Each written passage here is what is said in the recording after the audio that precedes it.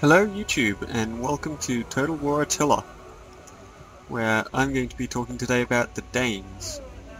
I've done a bit of research on these Norsemen and so decided to make an episode for you all. Gonna do things a little bit different this time, as in I'll show you the intro of the Danes and starting position, but then I'm going to jump into a campaign I've already got going and we'll go on a Viking raid. So the Danes, as I mentioned, are one of the Norse people, so the peoples of Scandinavia, residing in the middle of modern Denmark. They're the ancestors of the Vikings. The Vikings were people of Denmark, Sweden and Norway. And their unique trait is Seaborn. Of the three Viking raider troops here they've given in the DLC, these guys are focused on sea, with their unique units being powerful longships, and they aren't affected by, they don't lose men up on the high seas, and I'm not entirely sure yet what seasickness actually is. I think it's a debuff to units fighting on transports, but I'm not entirely sure. Just for interest, the Jutes, they have powerful melee troops, Axemen Huskarls, and their trait gives you money for kills and raising settlements. The Geats, of who I only know one thing, and that's that they're the tribe Beowulf was from.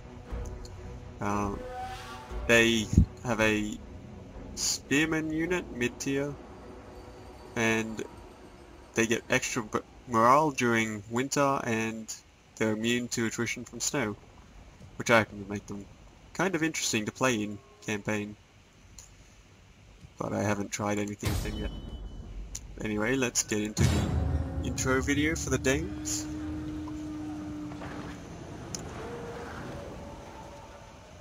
So yeah, Attila's,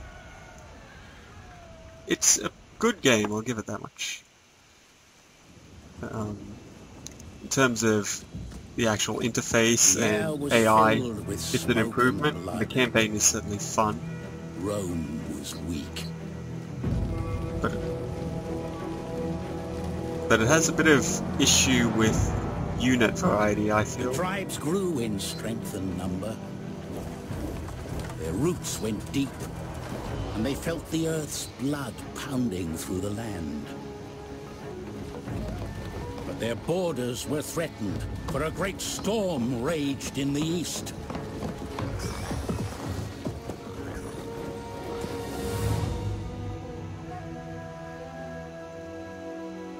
One by one, the tribes scattered as seeds in the wind. Behold, a red horse, and power was given to him that sat thereon to take peace from the earth. The blood of their kin would be avenged.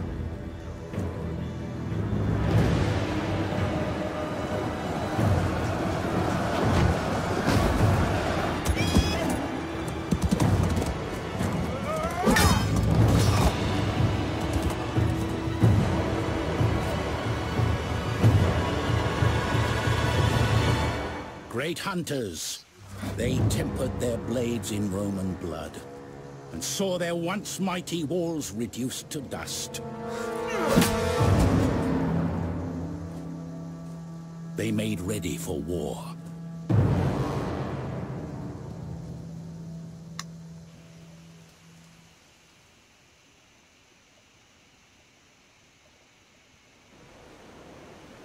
The world is changing.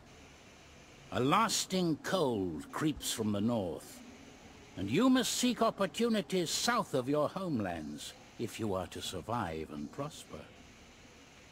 Take to the seas and explore nearby shores, for the local tribes will be no match for your warriors. The plunder they bring home will line the coffers for the trials ahead. The exploration and conquest of distant lands of corrupt empires grown weak through years of infighting, and of petty tribes without the strength or will to fight. By sea or by land, the South is yours for the taking. Triumph, and they will sing songs of your deeds until the end of days. Right, so yeah, as I was saying, one of the downsides is that its units aren't very varied by the factions. So I mentioned the other two Nordic Raiders factions before, and there's only 1 or 2 units that actually differ between them. The rest of these Nordic troops, the Nordic levies, Nordic bands, etc. And with many of the other tribes in the game, it's the same situation, but Germanic levies and so forth. Even for tribes which should not have units, anything like that, like the Alans somewhere down here, they're essentially a Sarmatian tribe, yet they got typical Germanic levies, and they've barely got it. They don't even have any regular horse archers, nor any, and only, well, they have a good selection of melee horsemen, but nothing but cataphracts and so forth for shock horses. But in terms of campaign, it is definitely fun, and it helps to illustrate the period quite well. A couple of changes that I've really liked with it is, well, the whole hordes migrating thing and the Huns pushing from the east. You really do end up constantly at war with other peoples traveling through your lands, conquering your lands from inside, and so forth, which is what really characterized this period of history. And then there's the climate change affecting these northern factions, which is supposed to force you down into the more fertile lands. But as you'll see in the campaign I'll load up in a minute, I made quite a happy living just sort of sitting up here, living off fishing and raiding, which is what the Scandinavians actually did. The other thing that really contributes to this, I think, is that building costs have gone a lot up from Rome. So just the level 2 upgrade is 3600, and you'll be lucky to find even your lowest level buildings that, like that artisan, would have cost about 2,000 to build. And given that you want to be supporting large armies for all the war and conquest going on, that's a pretty tough ask without either being in a fertile rich region or in these poorer regions as the barbarians by raiding other people. So in previous Total War games it was just kind of a quaint idea to go raid other people and get a little bit more extra money, but in this, if you want to build up a capital region, then you do sort of need to go and raid the people around you just to get money, especially if you're a horde and they're building the tents. You just roam the lands raiding and then strengthening your own faction through the plunder there. So yeah, in that aspect it is a really fun campaign, and I have been enjoying my time with it. Not as varied and historical as Rome 2, at least yet, and it still has some balance issues. Like, the most terrifying thing about Roman armies at the moment isn't their legions, it's their light scout horsemen, because they're really overpowered. But that stuff will all be balanced soon, and as far as releases go, it's very smooth. It doesn't really crash. The AI is good, unlike Rome 2's AI at the start. And overall just a very solid release. Right, so this campaign is pretty far along. Attila was born a fair while ago, and I've conquered the Jutes and the Danes. Not that I am the Danes, the Jutes and the Geats. And I've been building up some pretty high level buildings here, using fishing to sustain myself and getting money from carving bones. And all of that has been to build this fairly strong Danish army, navy, which is the reason I switched over to this campaign now, because you need a fair bit of research and high-level ports to get to it. But now I've got these rather powerful dragon ships with chosen Norse marauders in them. Haven't actually tried them out in battle yet, but their stats seem solid, and I've been doing fairly well just with these Nordic heavy marauders with half the number of men and about 2/3 the stats. But let's get into studying it now. So I'm at peace with the Angles and so forth southward, non-aggression pacts. They seem quite content. And they haven't... That's kind of the cool thing about being way up here. Because it's frozen and and not very rich, people don't really want to come up here, everyone wants to go south. So I've been relatively at peace here, which has been nice.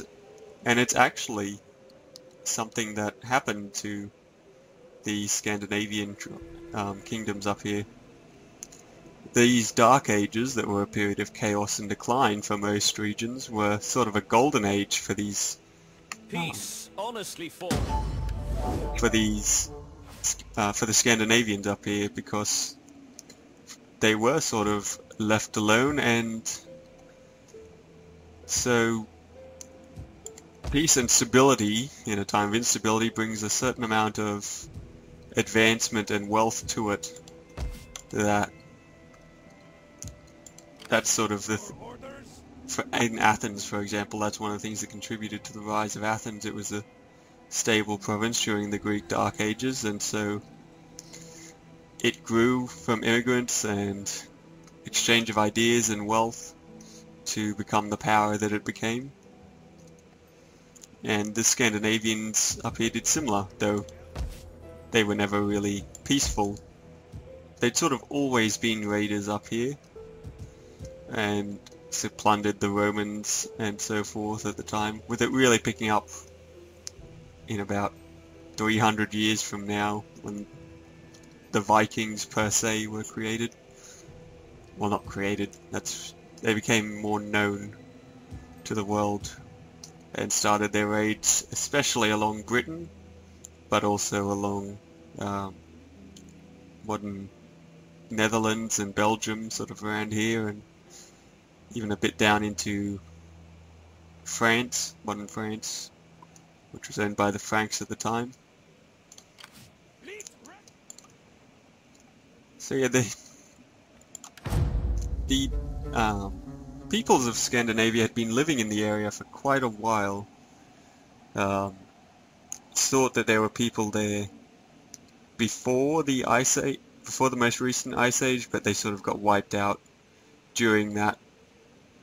And then later on, about 9000 BC, as people sort of spread out from the Middle East, they moved up through Germany and into these lands, and sort of started living there as farmers and hunters, and much as the other people around them, fishers, and sometimes even coming down when things got cold. So barbarian invasions were not particularly new. People came up here, it was a hard life. Occasionally some people wanted to go down. You had a couple of migrating hordes and that through Roman lands at the time and so forth, but not on the scale of this era. And like the Suebi from Rome 2, for example, are thought to have come more from these northern areas, probably around the Angles lands here, down into more central Germany. Now, Jutes, don't want to attack them yet. Let's go. Ireland was a good target last time, I'll go back there, I think. Check on Rhodomagus down here. So yeah, these people came up and started living their life there. Fairly similar to other regions, it was also a warmer region at the time. It's sort of been cooling over the years, or thought to have been cooling over the years. There's still a lot we don't really know about climates and how they've changed, but it's thought to have been warmer and more fertile, so they lived much like the peoples around them. And bronze working eventually came up to the Scandinavians up here, which helped them out a bit. They got fairly decent at it, like all the barbarian tribes really. We tend to think of them as unsophisticated, yet in many ways they were the master metalworkers of the time, and were better at it than the Romans and the Greeks. But the advance that really helped out the Scandinavians was... Waiting for a new course. Looks pretty weak. Go find out. That really helped out the Scandinavians was... I guess that's a weak target. That really helped out the Scandinavians was ironworking. Because bronze is rather rare. It's found highly concentrated in some areas like Greece, but most areas it was rare and had to be imported. Not to mention it's an alloy made out of copper and tin. So that made it hard for nations who didn't have it in abundance to make the metal and use it for their weapons. Iron, however, changed all that. It was not quite as good as metal as bronze. Bronze was better for swords and so forth, but iron was much more common. And it's not an alloy, so they just needed one source of iron. So the Scandinavians had previously been importing a lot of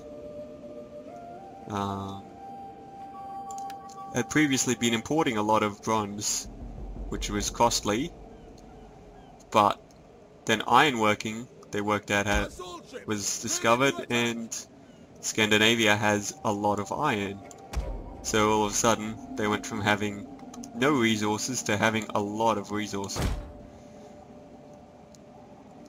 And so over time, the Scandinavians became quite good metalworkers, and their metalwork is some of the best of the time period we're in now.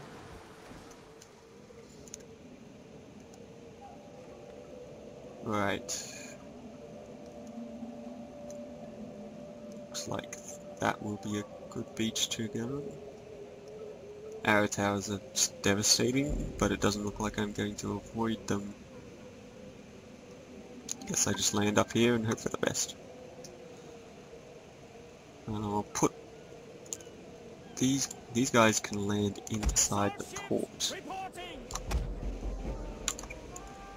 Right.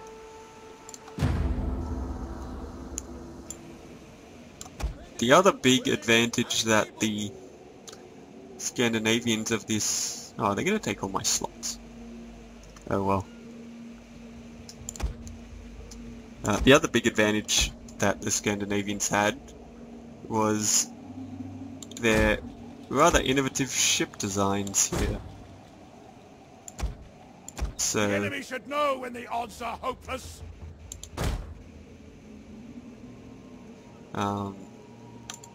The longship that we know the Vikings,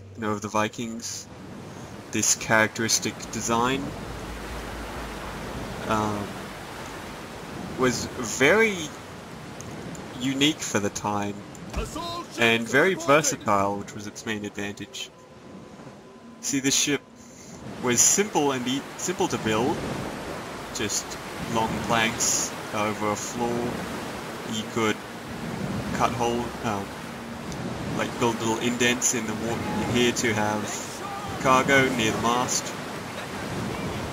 It had plenty of room for oarsmen to row when there's no wind or during battle and close to shore when more finer maneuvers are needed. It had primitive sails for long voyages out on sea, and it was very sturdy and seaworthy for vessels of the time which often struggled on open ocean. Ships such as the triremes, for example, were not that great at it.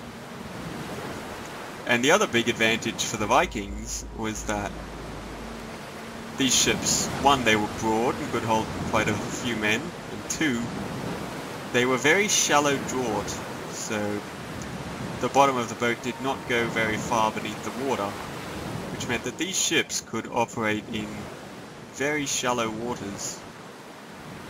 So the Vikings used that to their fullest and often would take them up rivers and so forth, getting right into the heart of Europe using rivers and raiding the passages there.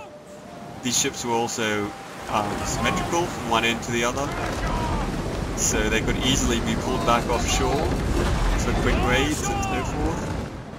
So the Vikings would do sort of lightning raids, rowing up through rivers, striking a settlement quick while it's undefended, and then leaving with the loot and plunder they had before any real resistance could arrive.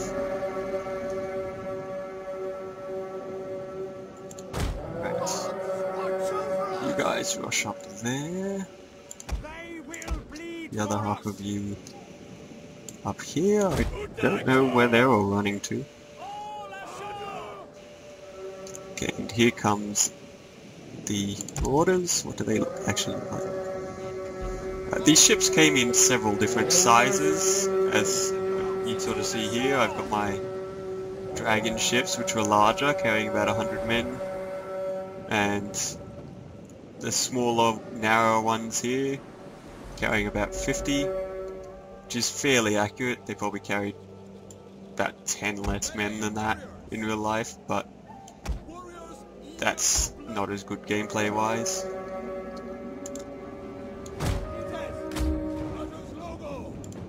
Of course, these ships weren't... Ooh, I got attacked here. These ship designations were not as rigid as modern ship designations are. Ships would vary in size depending on who made them, what they were used for, so forth. There wasn't standardization within them.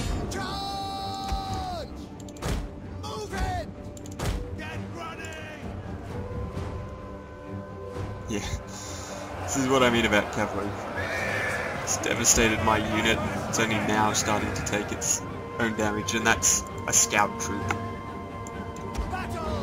Really hope they balance that out in not the first patch, one pretty soon.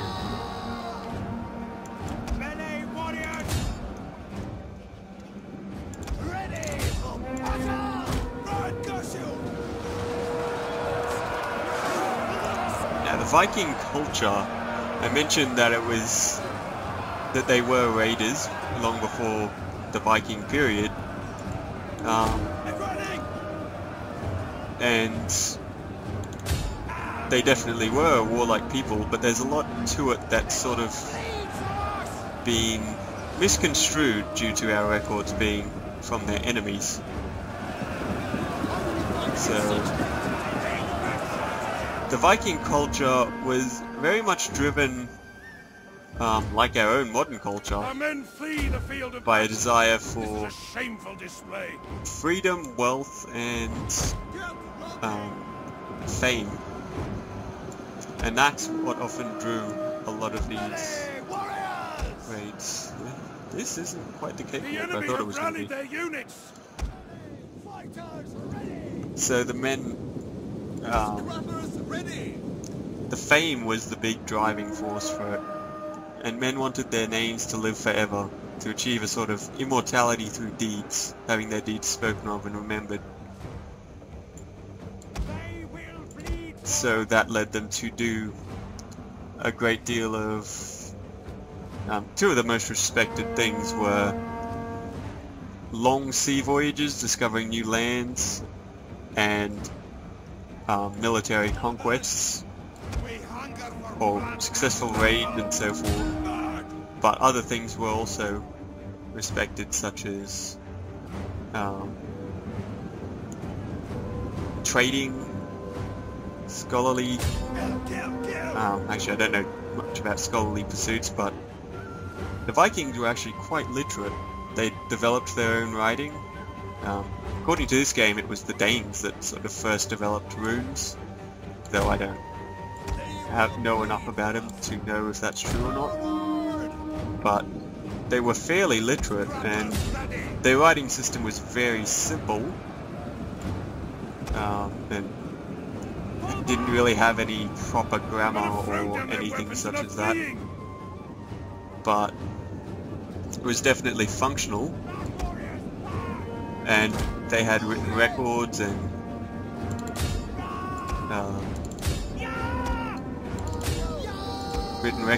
decrees. They would write. Their language was all made of straight lines. Runes were made of straight lines, so that allowed them to be easily carved. So we have the rune stones. They would write on on wood, or they had little wax tablets that they would write on that you could reuse.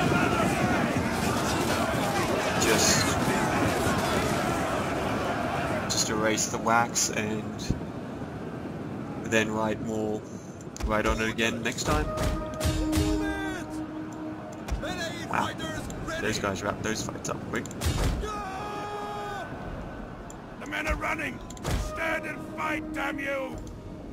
Yeah.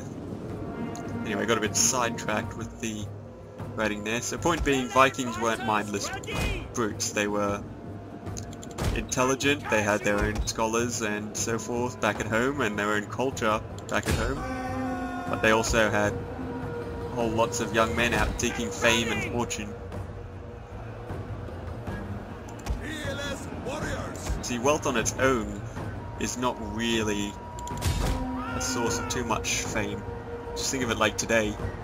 There's plenty of rich people out there who aren't terribly respected, but the rich people who've earned their wealth in some unique way, or the enemy tower is no more than wreckage now. Like, say, Bill Gates or Steve Jobs, who created an entire new technology to earn their wealth, is a lot more respected than one who's just inherited it from their rich parents. And it was the same in Viking culture. Just being wealthy didn't give you fame, but if you earn that wealth through trade with foreign nations, or even better, through conquest of foreign nations, the gods have seen us victorious then this day. it gave you a lot more glory, and people thought much more highly of you than otherwise.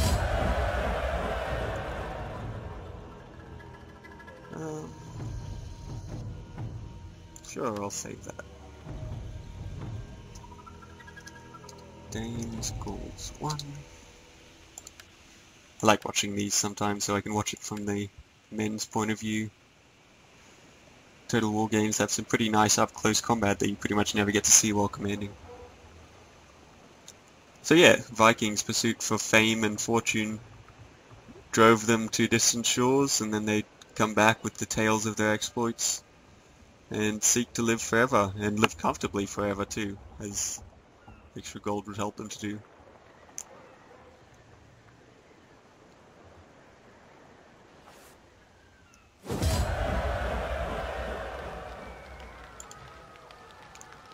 Alright, and let's just stack it.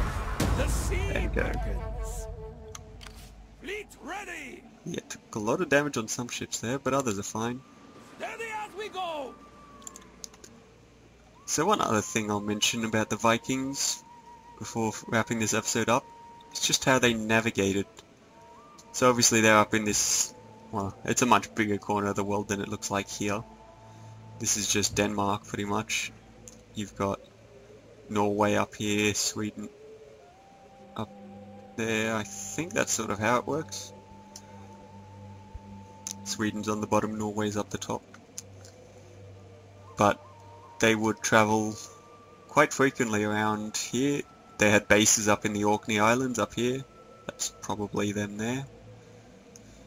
Which were used for trade and staging raids. They travelled up through here to the coasts of Gaul, and even up into the Americas. There were Vikings up in the Northern Americas before, any 15th century explorers got there. And the way they navigated it, we're not entirely sure how, but there's well, one of the ways is thought to be through the sun and through use of special lens type thing called a sunstone that they would use to get direction from that even on cloudy days. And the other was simply through landmarks, of which some were rather interesting. So obviously you've got coastlines, some rather distinct ones, such as the chalky coasts of southern Britain. But other things like up somewhere around here is a very common place for whales at certain times of the years. And you've got records of directions where where people would say to travel there, and if you see whales, you've probably gone too far. So just little but knowledge based through tradition and so forth would have helped a lot with the navigation. Things like that, learning the habits of the sea and the habits of the animals around it, the lay of the land that you could see. And you can actually see, on clear days, you can see a fair way from across the sea. Like I've heard that from up here in northern Scotland, on a fair day you can see out to Iceland somewhere out here. So it would have been fair. So using methods like that, the Vikings were able to do these great feats of exploration and navigation in their rather small and unstable boats for the time, quite prone to storms. And an interesting fact about them is that they were actually really flexible in heavy waves. That just the way the Viking ships were made, they could sort of bend and flex up to about 15 centimeters, and were designed to do that way. It sort of dissipated the force of the waves that would tear other more rigid ships apart. But yeah, the Vikings sort of became masters of metal and seamanship through their little frozen haven up here from the Chaos down south, and then towards the end of this period in the 700s to 900s, they sort of unleashed that knowledge on the world with lightning raids all across Britain, into France, even up into Russia, just using the rivers all through Europe to travel. And they were able to carry their rather small, shallow boats. They would just pick them up and carry them with them to the next river, and could use them for temporary shelter and so forth. So their raiding parties were pretty versatile and fast, which was their main advantage in all this. Anyway, I hope you've learnt something about the Scandinavian cultures, and until next time.